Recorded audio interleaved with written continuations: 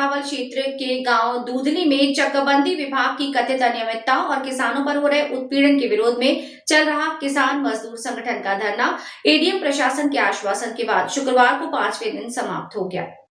धरने को समर्थन देने के लिए संगठन के राष्ट्रीय अध्यक्ष ठाकुर पूरन सिंह भी शुक्रवार को कलेक्ट्रेट पहुंचे। उन्होंने किसानों की समस्याओं को विस्तार से सुनकर मौके पर मौजूद एडीएम प्रशासन संजय सिंह से बातचीत की। ठाकुर पूरन सिंह ने कहा कि चकबंदी विभाग के गलत और पक्षपातपूर्ण निर्णयों के कारण किसान मानसिक और आर्थिक संकट से गुजर रहे हैं, जिसे किसी भी हाल में स्वीकार नहीं किया जाएगा। किसानों का कहना है कि चकबंदी विभाग के कर्मचारी द्वारा खेतों की माप में गड़बड़ी, जमीन में प्रस्तावित बदलावों पर किसानों की राय न लेना, आपत्तियों को नजरअंदाज करना और दबाव बनाकर निर्णय लागू करने जैसी शिकायतें लंबे समय से उठ रही हैं। किसानों ने चेतावनी दी कि इस समस्या का समाधान न होने पर धरना अनिश्चित काल तक जारी रहेगा।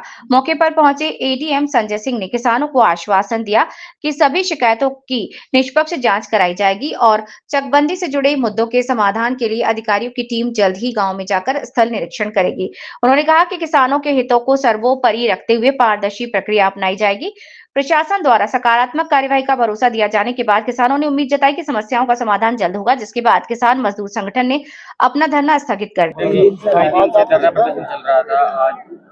देखो, कई दिन से धरना चल रहा था। ये ग्राम दूधली हो, चाहे भमेला हो, चाहे नसीरपुर हो, चाहे पिपड़सा हो, जनपद में जहां भी चकबंदी चल रही, खुद जिलाधिकारी महोदय हमारे चकबंदी से तंग है। अधिकारियों की गलतियों का नतीजा बार बार बड़े अधिकारियों को भुगतना पड़ रहा।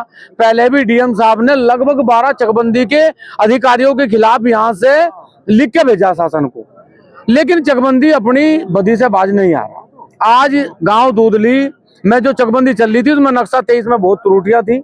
उसी गलती के कारण ये यहाँ बैठे थे, लेकिन कल जिलाधिकारी महोदय से इनकी बात हुई। जिलाधिकारी महोदय ने बाकायदा एक पत्र बनाया, उस पर अपने साइन करे। उन्होंने एक माह का समय मांगा कि भाई मुझे 1 माह का समय दिया जा, मैं इसकी जांच करवाऊंगा और यदि जांच में नक्शा 23 में त्रुटियां पाई गई तो मैं इस नक्शे 23 को निरस्त करके पुनः चकबंदी प्रक्रिया शुरू करवाऊंगा। यदि 1 महीने में कार्यवाही नहीं होती तो फिर क्या आगे की प्रक्रिया रहेगी? फिर यही है, फिर कहाँ चले गए? जनपद भी यही, डीएम भी यही, हम भी यही, फिर यही पहुंचेगी खिचड़ी। लगातार चकबंदी को लेकर अलग अलग समस्याएं आती रहती हैं, पहले भी थी, क्या कहेंगे? देखो, वैसे तो चकबंदी के बारे में मैं एक बात स्पष्ट कर दूं कि पूरे देश में जहां भी चकबंदी चल रही, पहले इस विभाग को ही खत्म कर दिया गया था, मर्ज कर दिया गया था तहसील से।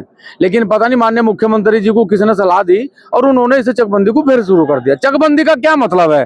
चकबंदी का मतलब है कि किसान के अलग अलग चकों को एक जगह बंद करने का नाम ही चकबंदी है।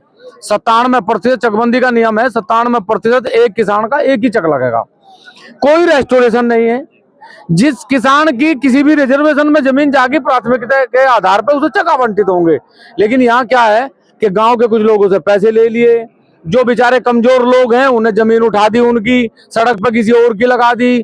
तो ये गांव में जो चकबंदी प्रक्रिया चलती है, ये पैसे के बंदरबाट से किसानों को बहुत बड़ा नुकसान दे रही है। एडीएम आए थे यहाँ पर, क्या बात? एडीएम साहब ने भी, एसओसी साहब ने भी और सीओ साहब ने भी एक पत्र लिखा और पत्र में कहा कि डीएम साहब की जांच उपरांत यदि नक्शा 23 में त्रुटि पाई गई तो हम लोग ये साइन करके दे रहे हैं कि चकबंदी को पूर्ण रूप से निरस्त कर दिया जाए।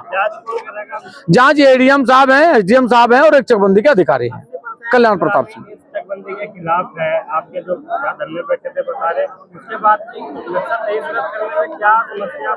देखो, क्या है ना, नक्शा 23 में 2 चीजें समझो आप।